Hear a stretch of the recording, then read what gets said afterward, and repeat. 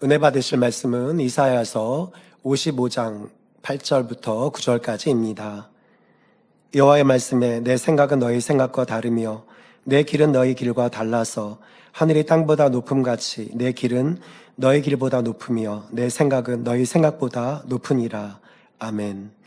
샬롬 성가대의 찬양과 니시 오케스트라의 연주가 있겠습니다.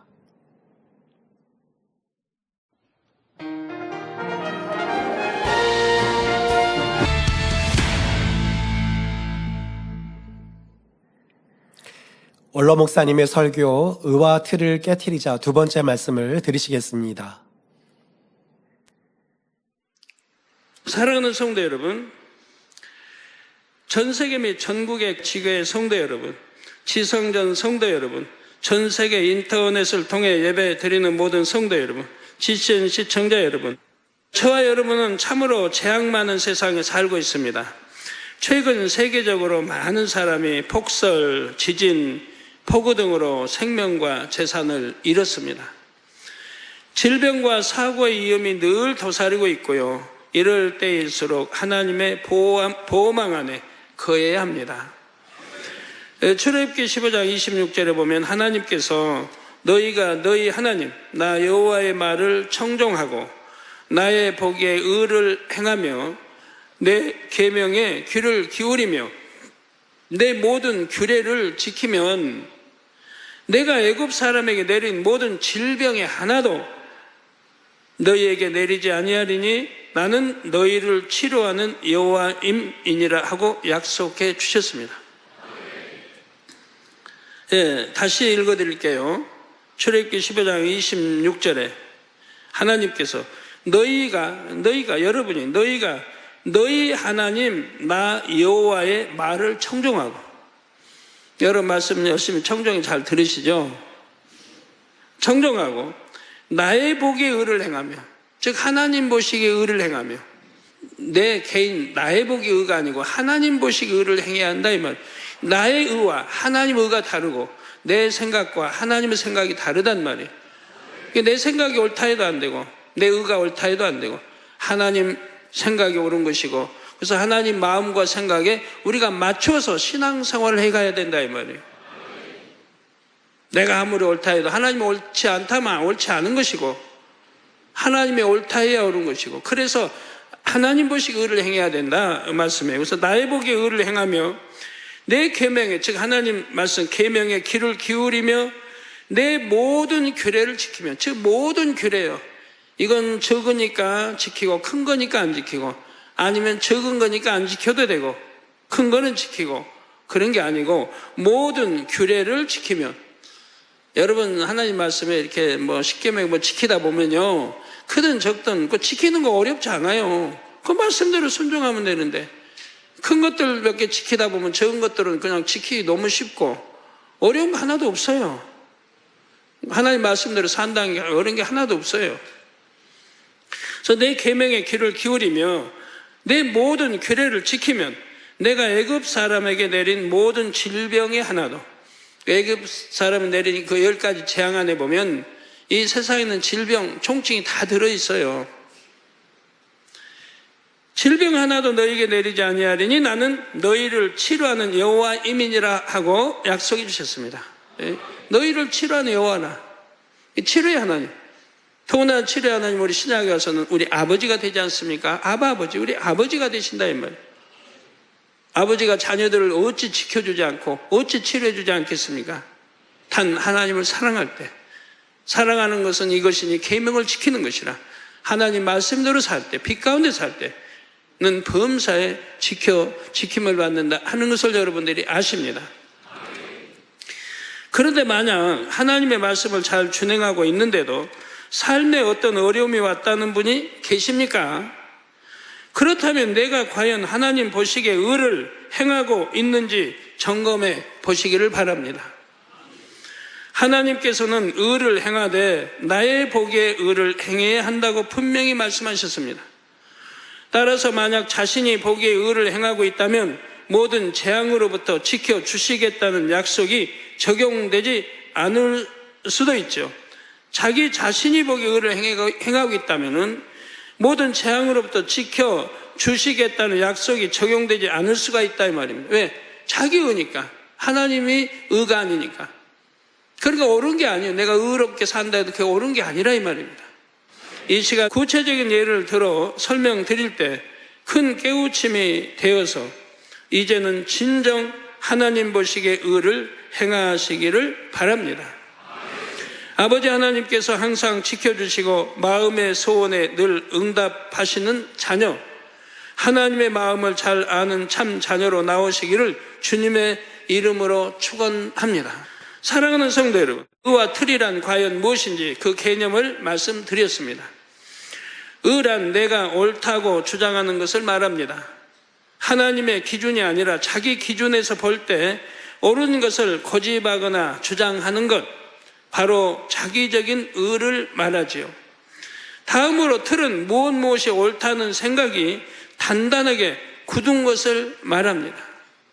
자기 지식이나 경험을 바탕으로 이것이 도덕적으로 옳다, 이것이 교양 있는 행동이다, 이것이 이 지식이 맞다 등등 쉽게 바뀌지 않는 생각들이 바로 생각의 틀이지요.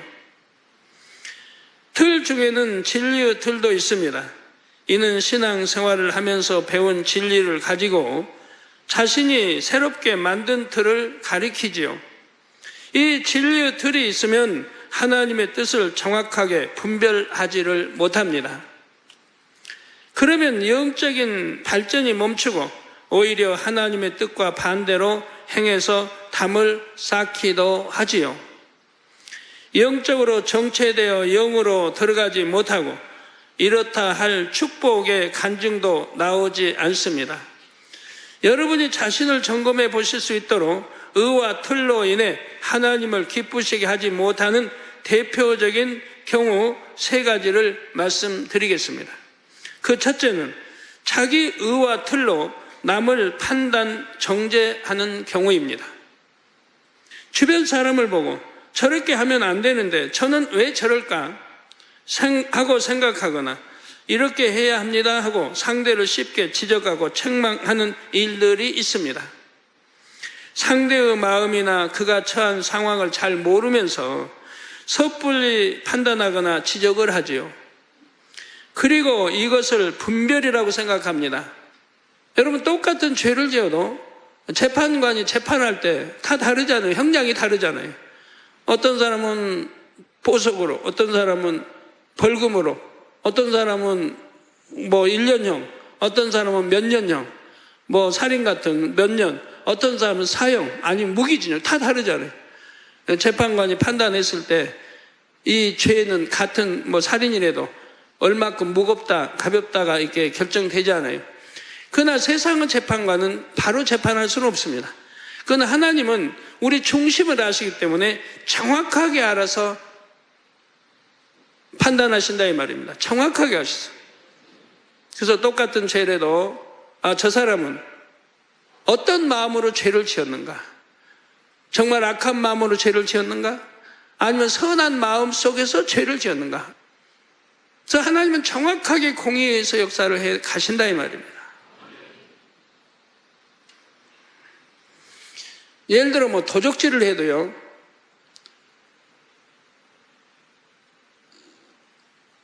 A, B라는 사람이 도적질을 했어요. 도적질을 했는데 이 도적이란 죄도 하나님 앞에 죄가 될 수도 있고 아니 될 수도 있는 거예요.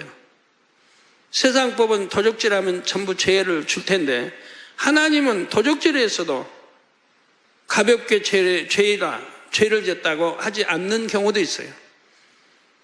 네, 이 사람의 마음이 악해서 도적질했느냐, 선한데도 했느냐, 다 달라요. 자, 어떤 사람은 자기 사리사욕을 취하고 자기 욕심, 자기가 좀 부욕해. 그래서 남이 망하든 남이 잘못되든 남이 그냥 그것 때문에 병이 들든 고통을 받든 어쩌든 상관없이 나만 취하겠다고 도적질하는 사람이 있어요. 그건 얼마나 악한 마음이죠. 선이 있다면 그리 못하죠. 악한 마음으로 도적질했다 이 말이에요. 근데 어떤 사람은 선한 마음으로 도적질했어요. 선한 마음으로. 그런 것도 있나요? 도적질은 도적질이지 선한 마음으로 했어요? 자기 친한 친구가, 이제 학교 다니는 학생이라고 해봐요. 자기 친한 친구가, 친구의 어머니가 병원에서 입원해 있는데 수술비가 없어서 죽어가고 있는 거예요. 수술비가 없어서. 그래서 이 친한 친구가 돈 있는 줄 알아요. 자기 뭐 부모의 뭐 돈이 서랍이 있다든 뭐 알아서 그 돈을 훔치는 거예요. 훔치는 목적이 뭐예요? 자기 유익을 위해서가 아니라 자기의 친구의 어머니를 살리기 위해서 그랬다 이 말이에요. 그래가지고 그걸 훔쳐서 수술비를 대줘서 어머니가 살아났습니다. 그러면 도적이 아니에요. 도적이 아니에요. 도적이죠. 훔쳤으니까 도적이죠. 그지만 세상 사람이 볼 때는 도적도 좀 선한 도적이다 할 거고, 그러나 하나님 편에서 볼 때는 도적은 도적이지만 어떤 생명을 살리기 위해서 그렇게 했다 이 말이에요. 그래서 이런 도적은 하나님이 너 죄 있다 하지 않는다 이 말이에요. 그 도적질로 해서 어떤 지킴을 못 받는다든가 어떤 병을 주신다든가 하지를 않는다 이 말입니다. 왜? 선한 도적이니까. 자기 유익을 위해서 도적질한 게 아니니까. 이런 경우도 있다 이 말이에요. 그래서 상대의 마음이나 그가 처한 상황을 잘 모르면서 섣불리 판단하거나 지적을 합니다. 그리고 이것을 분별이라고 생각합니다. 그런데 이는 사실 자기 의와 틀에서 나온 판단이지요. 이렇게 하는 것이 신앙생활을 잘 하는 것이다라는 틀, 또 내가 진리의 말씀을 잘 안다, 내 생각이 맞다는 의에서 나온 판단입니다. 욥의 친구들이 이렇게 자기 의와 틀로 욥을 판단했지요. 욥의 몸에 악창이 난 모습을 보고는 죄 때문에 병이 왔으니 빨리 죄를 회개하라고 다구칩니다. 욥은 어떤 죄를 지어서 악창이 든 것이 아닙니다. 근본의 악을 발견해서 버릴 수 있도록 하나님께서 연단을 허락하신 것이고 사단의 송사를 받아주신 것이죠. 왜? 결국은 더 축복을 주시기 위해서 하신 것이라 이 말이에요. 더 깨끗한 성결된 욥을 만드시기 위해서. 왜? 욥은 그런 그릇이니까, 착하고 선한 그릇이기 때문에 연단도 이겨내고 연단 후에는 정금같이 나올 것을 아시기 때문에 사단이 송사할 때 들어주신 것이라 이 말이에요. 하나님께서는 욥의 세 친구들이 한 말이 정당하지 않다며 노하십니다. 나중에 욥으로 하여금 제사를 드리게 하고 욥의 강구를 통해 이들을 사해 주셨죠. 욥의 친구들은 자기들이 회개해도 하나님 들어줄 그런 이들이 아니에요. 대신 그래도 하나님 의롭다 하시고 신뢰하는 욥이 친구들 대신 회개할 때 그 친구들의 죄를 사해 주신 걸 봅니다. 그래서 오늘날도 의인의 강구는 역사하는 힘이 크다고 말씀하는 거예요. 어떤 병을 놓고 기도를 해도 그렇고. 여러분도 간혹 주변에 몸이 아픈 분들을 볼 때가 있을 것입니다. 그럴 때 분별한다고 하면서 판단하지는 않는지 주의해야 합니다. 예를 들어 어떤 사람이 질병에 걸려서 기도 받는 모습을 보았습니다. 그러자 질병은 죄에서 온다고 했는데 요즘 좀 충만해 보이지 않더니 무슨 잘못이라도 한 것일까? 이런 생각이 든다면 이것이 과연 분별일까요? 이 생각에는 이미 판단이 들어가 있습니다.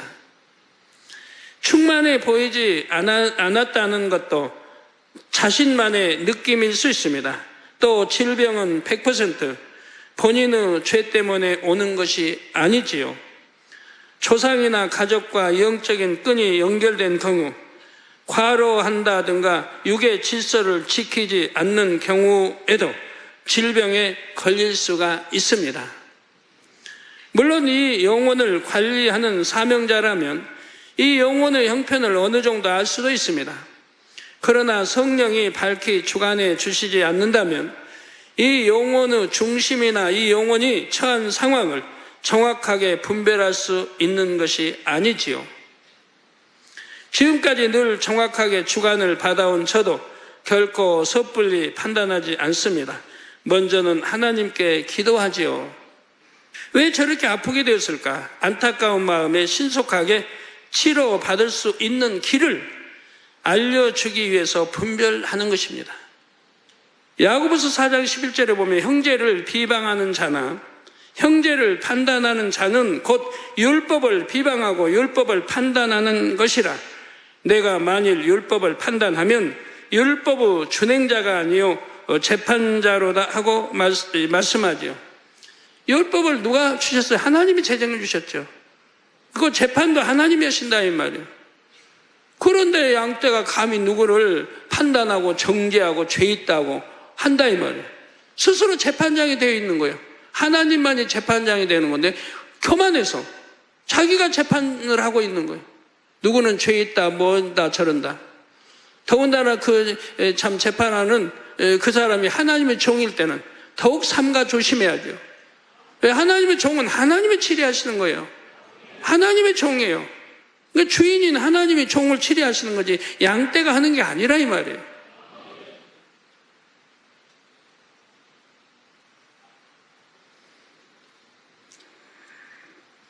불의한 종이라면 결국 하나님이 참으실 때 참다가 결국은 하나님이 역사를 하시게 되는 거예요. 그래서 율법을 판단하는 것이 아니라 내가 만일 율법을 판단하면 율법의 준행자가 아니요 재판자라. 즉 교만해서 스스로가 하나님 자리에 앉아있다 이 말입니다. 그러므로 내 의와 틀로 형제 자매를 판단해서는 결코 안 됩니다. 그런데 질서상 아랫사람이나 동등한 사람뿐 아니라 윗사람을 판단하는 경우도 있지요. 저것은 진리가 아닌 것 같은데 주의 종이 또는 머리된 일꾼이 왜 저렇게 하실까 생각합니다. 영의 일꾼은 이래야 한다, 머리는 이렇게 해야 한다는 틀을 만들고 거기에 맞지 않으면 불편해하는 것이죠. 그러나 하나님의 사람들은 어떻게 했습니까? 예를 들어 다윗은 사울 왕이 자기를 죽이려고 쫓아다니는데도 그를 해칠 생각조차 하지 않았습니다. 우리 성도님들 잘 들어주세요. 다윗은 나라를 위해서, 임금을 위해서 생명 다해 싸웠어요. 블레셋 군대와. 다 왕이야 신하 뭐 장군들이 벌벌벌 떠는데도 어린 목동의 몸으로 갑옷도 입지 않고 칼도 지니지 않고 그 조그만 어린 소년이 여호와 만군의 여호와 이름으로 골리앗 앞에 나가서 정정당당하게 물맷돌로 쓰러뜨리지 않습니까? 전쟁은 하나님께 있다. 하나님이 나와 함께 하시니까 두려울 것도 없는 것이고 그 믿음대로 하나님 역사해 주지 않습니까? 네, 그런 다윗인데도 사울 임금이 악하여 다윗을 죽이려고 좀 쫓아다녀요. 더군다나 하나님으로부터 기름 부음 받은 자기 왕을 이을 그런 다윗을 죽이려고 쫓아다녀요. 그래서 도망다니고 밤이고 뭐 잘 자리도 없이 굴에 자고 뭐 산에 자고 먹을 것도 없이 이렇게 다녀요.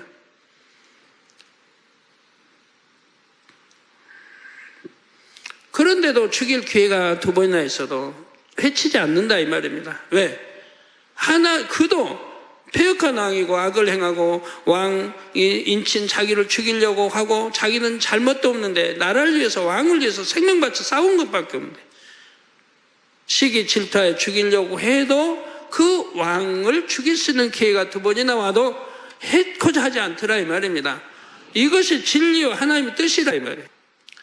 사울은 하나님께서 기름 부어 세우신 왕이었기에 그가 하나님 앞에 합하지 않음을 알면서도 다윗은 신하로서 왕에 대한 예를 다했지요. 더 나아가 아버지를 대하듯이 섬겼습니다. 본인도 하나님 인정받아 기름 부음받은 다음 차기 왕이 될 사람이에요. 그런데도 그랬다 이 말이에요. 성경에 보면 이렇게 하나님을 사랑하고 하나님의 뜻을 아는 사람들은 윗사람이 어떤 사람이든 섬기는 모습을 볼 수가 있지요. 또 하나님께서는 하나님의 사랑받는 사람을 판단하고 정죄하면 용서하지 않으셨습니다.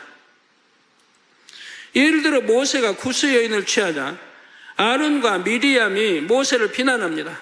즉 모세의 형, 모세의 누님 자기 동생을 비난한다 이 말이에요.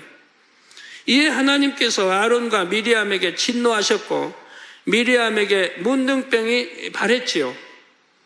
즉 누님에게는 문둥병이 발했다 이 말입니다. 다윗을 저주한 시므이의 경우도 마찬가지입니다. 그러니까 이전에 모세가 죄가 있다면 하나님 모세에게 징계하실 텐데 모세의 형이나 누님은 모세가 잘못했다 비난하는 거죠. 그러나 하나님 편에서 볼 때는 모세가 잘못한 게 아니다 이 말입니다. 모세는 정당하게 하나님 주관을 받아 했던가 하나님 명을 받아 했던가 그때는 하나님 직접 명할 때 아닙니까? 홍해를 갈라라 뭐 해라 나 할 때 아니에요. 이게 하나님 명을 받아 했을 수 있는 일인데 형과 누이가 알지도 못하고 비난하니 하나님이 용서치 않는 걸 봅니다. 하나님이 하신 일을 비난하니 하나님을 비난하는 것 같은 거지요. 이게 용서되지 않는 거 봐요. 누님은 결국 참 저주에 이런 문둥병이 걸려버리고 마는 거 봐요. 온 백성 앞에 수치를 당하게 되죠. 자, 다윗을 저주한 시므이의 경우도 마찬가지입니다. 시므이는 다윗이 공공에 처한 것을 보고는 다른 누구도 아닌 하나님이 세우신 왕을 저주했죠. 이 시므이 백성은.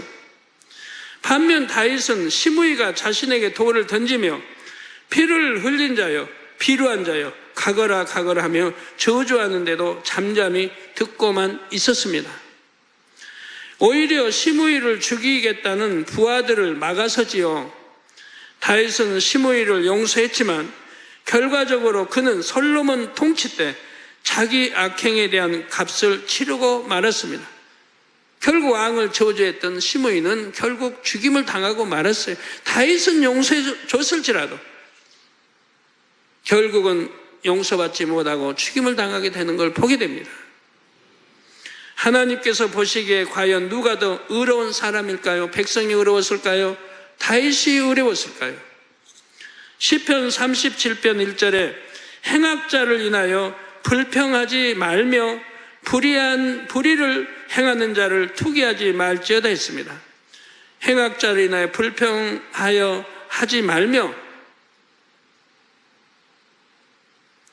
불의를 행하는 자를 투기하지 말지어다 했어요. 그 누구의 어떤 허물을 보든지 여러분은 오히려 잠잠히 기도에 줌으로써 하나님 앞에서 의인이 되시기를 바랍니다. 사랑하는 성도 여러분, 자기 의와 틀로 인해 하나님의 기쁨이 되지 못하는 경우, 둘째는 불순종하는 경우입니다. 성경에 보면 의와 틀 때문에 하나님께 불순종한 선지자 요나가 나옵니다. 하나님께서는 요나에게 당시 북이스라엘의 적국이었던 아수르의 큰 성 니느웨로 가라고 명하십니다. 가서 하나님의 심판이 임박했음을 선포하라고 하셨지요. 그러나 요나는 여러분이 잘 아시듯이 다시스로 가는 배를 타고 도망갑니다. 다시스는 니느웨와 정반대 방향이지요. 요나는 자기가 니느웨에 가서 하나님의 뜻을 전하면 그곳 백성들이 회개할 것이고 그러면 하나님께서 그들을 용서하시리라는 것을 알았습니다. 하나님의 뜻을 너무나 잘 알면서도 그것이 자기 생각에 맞지 않으니 하나님 말씀에 불순종을 했지요. 그건 자기 의고 또 자기 나라를 위한다고 하는 것이죠. 요나는 하나님의 선민인 이스라엘을 괴롭히고 하나님 앞에서 악을 행한 아수르가 멸망하는 것이 마땅하다고 생각을 했습니다. 이것이 선과 정의에 대한 요나의 틀이었죠. 하나님은 그런 자까지라도 회개하고 돌이키면 용서해 주시는 이것이 하나님의 마음이고 뜻인데 요나는 자기 의와 틀로 이렇게 해서 불순종을 내더라 이 말입니다. 더구나 구약시대에는 눈에는 눈, 이에는 이 이렇게 똑같이 보응하는 것을 당연하게 여기던 시대였습니다. 요나도 이런 율법적인 틀을 가지고 있었지요. 눈에는 눈, 이에 이 하는 사람들 보면 그래도 악하지요. 율법을 몰라서 요셉이 정원한 아내 될 사람이 배가 불러오는데 그는 분명히 간음했다고 생각할 수 있는데도 소문내지 않고 가만히 끊고자 했겠습니까? 돌로 쳐 죽여도 되는데 분개할 거 아니에요. 웬만한 남자 같으면 돌로 쳐 죽여도 법에 어긋나지 않고 누가 뭐라 하지 않는 건데 그래도 소문내지 않고 가만히 끊고자 해요. 예? 그렇게 선했다 이 말이에요. 요나도 이런 율법적인 틀을 가지고 있었으면, 그러나 하나님의 뜻은 율법을 뛰어넘어 용서와 긍휼을 베푸시는 것이었습니다. 하나님은 니느웨 백성이 비록 이방 민족이라도 멸망받지 않기를 바라셨지요. 하나님께서 박넝쿨을 통해 요나에게 니느웨 백성들까지도 아끼시는 마음을 깨우쳐 주십니다. 그런데 요나는 오히려 하나님께 성을 냅니다. 내가 성내어 죽기까지 할지라도 합당하나이다. 자기 말하는 게 합당하대요. 하며 불같이 성을 내지요. 여전히 자기가 옳다 주장하고 있는 것입니다. 하나님의 마음을 너무 모르고 있죠. 의와 틀이 있으므로 하나님의 기쁨이 되지 못하는 경우, 셋째는 주변 사람을 힘들게 하는 경우입니다. 여러분, 나로 인해 내 주변 사람이 힘들지 아니한가 좀 생각해 봐요. 나로 인해 우리 가족이 힘들지 아니한가 한번 생각해 봐요. 나로 인해 우리 선교회가 힘들지 아니하는가, 나로 인해 우리 구역이 힘들지 아니하는가. 즉 화평을 깨트리는 것입니다. 예를 들어 주님은 우리에게 낮아지고 섬기라고 가르치셨지요. 그런데 어떤 사람은 이 말씀으로 섬김에 대한 틀을 만듭니다. 아랫사람은 윗사람의 말에 무조건 순종해야 하고, 윗사람이 신방을 갈 때는 이렇게 섬겨야 하고, 명절에는 이렇게 인사를 해야 한다는 등 틀을 만들어서 가르치지요. 물론 섬기는 방법을 가르치는 것이 잘못은 아닙니다. 문제는 이렇게 가르치는 사람의 마음에 다른 의도가 담겨 있다는 데 있지요. 예를 들어 사심이 있어서 섬김 받기 원하므로 아랫 사람들에게 나를 섬기라고 요구하는 경우가 있습니다. 그러면서도 아랫 사람이 윗사람을 섬기는 것은 진리이고 나는 진리를 가르치는 것이라고 자신을 포장합니다. 자기 자신조차도 자신에게 속고 있는 것이지요. 아랫 사람들이 힘들어해도 나는 진리를 가르쳤을 뿐인데 저들이 내 뜻을 오해한다고 생각을 합니다. 믿음이 작아서 진리의 가르침을 받지 못한다고만 생각하지요.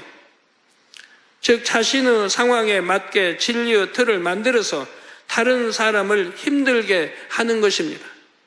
또 이런 경우도 있습니다. 어떤 일꾼들은 윗사람들을 잘 섬길 뿐 아니라 맡은 영혼들도 사랑하고 열심히 신방합니다. 자신이 먹을 것, 입을 것까지 아껴서 열심히 구제도 하고 하나님께 힘껏 드리지요. 주변 사람들에게 칭찬도 듣습니다. 그런데 이렇게 열심히 하는 것은 좋은데 문제는 하나님을 사랑하면 반드시 이렇게 해야 한다는 틀을 만드는 것입니다. 그리고 그 기준에 미달되는 사람들을 보면 잘못하고 있다고 규정해 버리지요. 예를 들어 어떤 성도가 외식을 자주 하거나 새 휴대폰으로 바꾸거나 하면 마음이 불편해집니다. 자기 돈 갖다가 한 것도 아닌데. 저분이 하나님을 정말 사랑한다면 저렇게 낭비하지 말고 하나님께 드려야 하는데 하며 안타까워하지요. 그러나 사람마다 믿음이 다르고 상황과 형편이 다릅니다. 넉넉한 마음으로 품어주지 못한다면 양떼들이 얼마나 힘이 들겠습니까? 틀이 있으면 은연중에 상대가 그 틀을 느끼기 때문에 그 품에 편안하게 깃들이지를 못합니다. 하나님을 사랑한다면 그래서는 안 됩니다 하고 직접적으로 상대에게 자기 의를 내세우지 않아도 답답한 벽 같은 것을 느끼지요. 제가 만약 저를 위해 쓸 것을 아껴서 구제했는데 구제받은 성도가 그 돈으로 좋은 음식을 사 먹는다고 속상해 할까요? 그 돈으로 무엇을 하든지 일일이 생각하지도 않지만 만약 그렇게 한다면 저는 기뻐할 것입니다. 부모의 마음이라면 그렇지 않겠습니까? 물론 그 영혼이 구제를 받으면서도 그 작은 것을 쪼개어 구제하고 선교한다고 해도 하늘의 상급을 쌓는 것이니 기뻐할 것이고요. 우리 주님께서 영혼들을 얼마나 사랑하시는지 그 마음을 느끼기 때문에 저도 양떼를 늘 넉넉한 마음으로 품게 되는 것입니다. 결론을 말씀드립니다. 사랑하는 성도 여러분, 물은 생명을 살리는 작용을 합니다. 그런데 만약 물이 네모난 얼음으로만 존재한다면 이 작용을 할 수 있을까요? 물은 때로는 수증기가 되어야 합니다. 그래야지만 이슬이 되고 비가 되어 메마른 땅을 적실 수가 있지요. 구름을 형성하고 바람에 따라 이동하고 여기저기 비를 뿌려줘야 되고, 또 물은 흐르는 액체도 되어야 합니다. 그래야지만 식물들이 수분을 흡수할 수가 있습니다. 그러니까 기체도 돼야 되고 물은 액체도 돼야 되고, 또 흐르는 물은 더러운 것을 씻어내고 물속에 산소를 유입시켜서 물고기들이 호흡하게 합니다. 하나님의 말씀도 생명을 살리는 작용을 하지요. 물은 또 고체가 될 때도 있어요. 물은 참 변신도 잘해요. 기체도 되고 액체도 되고 고체도 되고, 참 하나님이 물을 생명을 살리는 거 다양하게 만들어 놓으셨어요. 만약에 물이 고체가 되지 않는다고 하면 얼마나 많은 생명들이 죽어가겠습니까? 물이 고체가 되니까 북극이나 남극 지방에 얼음으로 얼음으로 오니까 그 안에 있는 물고기들이 살아남을 수가 있다 이 말입니다. 북극 남극에 영하 40도, 50도, 60도, 70도가 되는데 이 얼음이 고체가 안 되면 다 얼어 죽을 건데, 고체가 돼서 다 그 추위를 막아주니까 그 밑에 물들은 영상이라 이 말이에요. 그러니까 살아간다 이 말이에요. 얼마나 하나님이 신비하게 다 만들어 놓으세요. 물은 생명. 이게 이 물이 고체가 돼가지고 고기들을 살려요. 북극 남극에 있는 고래도 살리고, 때론 펭귄도 살리고, 펭귄도 쭉 떨다가도 정추가 안 되면 물속으로 들어가죠. 고기도 잡아먹고. 고기 없으면 굶어 죽을 텐데 다 고기 또 거기 얼음이 딱 덮어주니까 살게 하고. 참 신비하죠 하나님은. 기체가 돼야 할 때는 기체로 만드시고, 흘러가야 할 때는 또 액체를 해서 흘러가고, 또 고체로 만들어 생명을 살리고, 이렇게 하나님의 전지전능하심, 우리 인생들을 경작하기 위해서 이렇게 다양하게 역사해 놨는데도 어찌하여 인간들이 창조주 하나님을 알아보지 못하고 진화니 뭐니 헛된 말만 하는지. 자, 그런데 각 사람이 가진 틀, 곧 이것이 진리이므로 이렇게 해야만 한다는 틀 안에만 있으면 그 기능을 하지를 못합니다. 진리는 얼음처럼 사람이 생각하는 일정한 모양으로 딱 고정되어 있는 것이 아니지요. 똑같은 말씀도 이 사람에게는 이 모양으로, 저 사람에게는 다른 모양으로 적용이 됩니다. 각 사람의 믿음과 상황에 따라 달라지지요.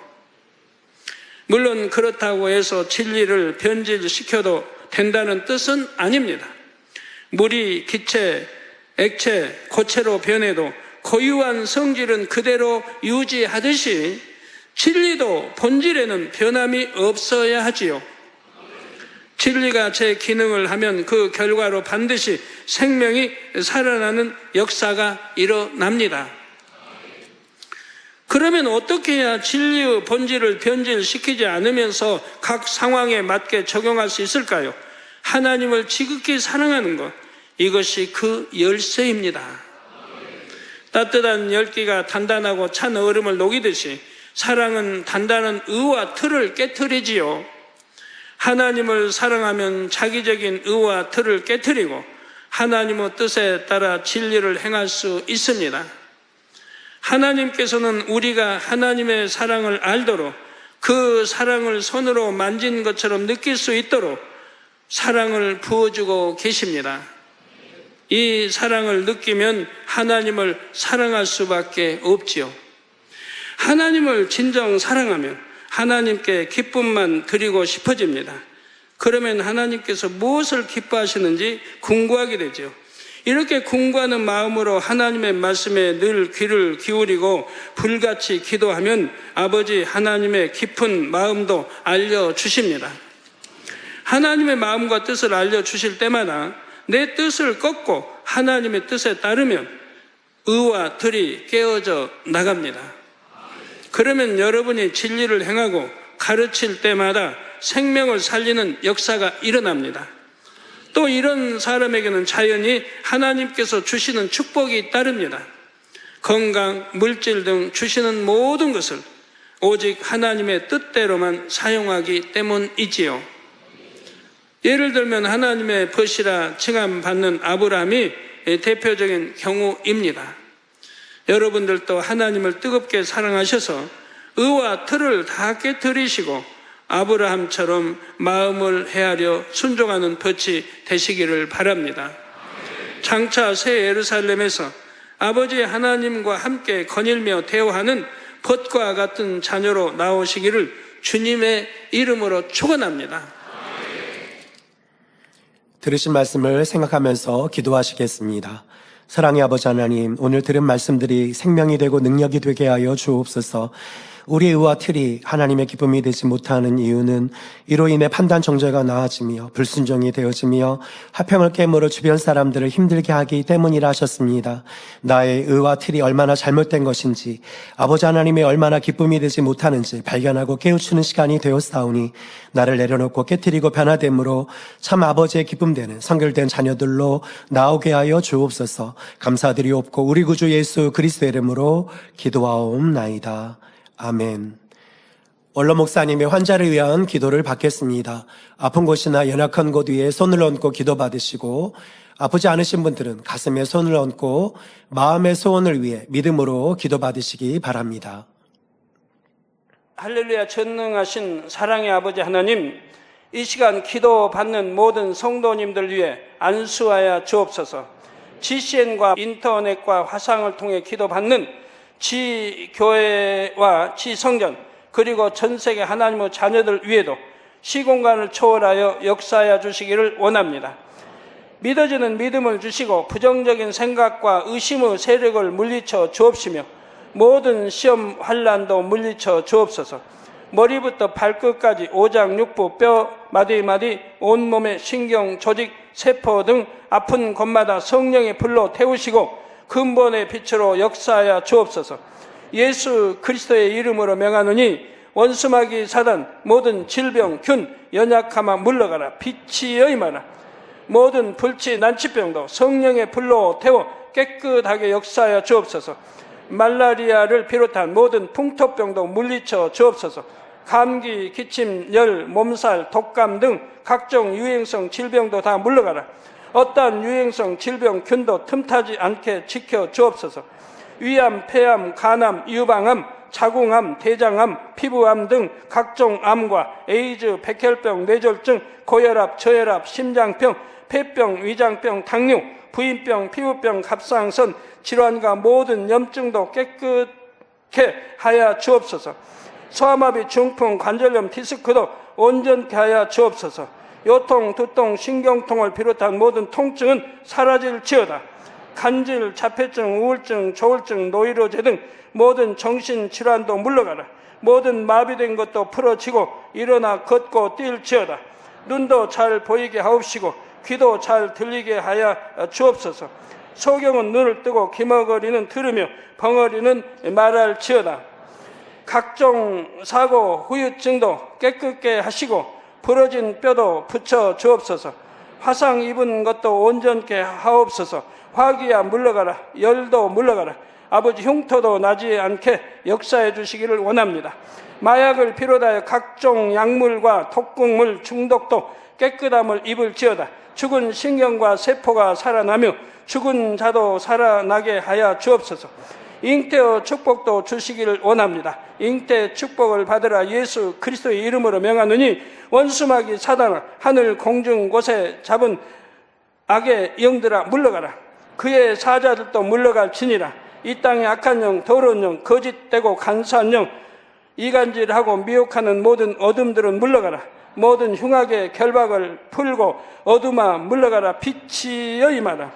아버지 하나님, 부르짖어 기도할 수 있는 능력을 주시고 죄를 버리고 성결될 수 있는 능력을 주옵소서. 영혼이 잘됨같이 범사에 잘되게 하시고 가정의 복음화도 이루어 주시길 원합니다.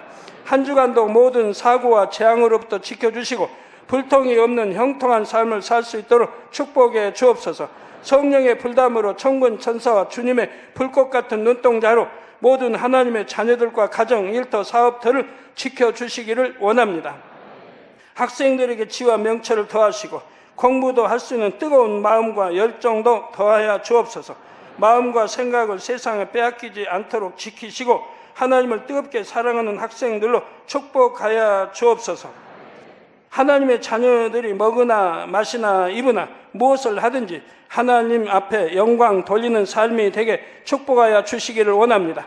나는 하나님을 만났노라, 체험했노라, 응답 받았노라, 축복 받았노라, 간증하는 입술이 되게 역사하여 주옵소서. 아버지 하나님 감사합니다. 홀로 영광 받으옵소서. 우리 주 예수 그리스도의 이름으로 기도하옵나이다. 아멘.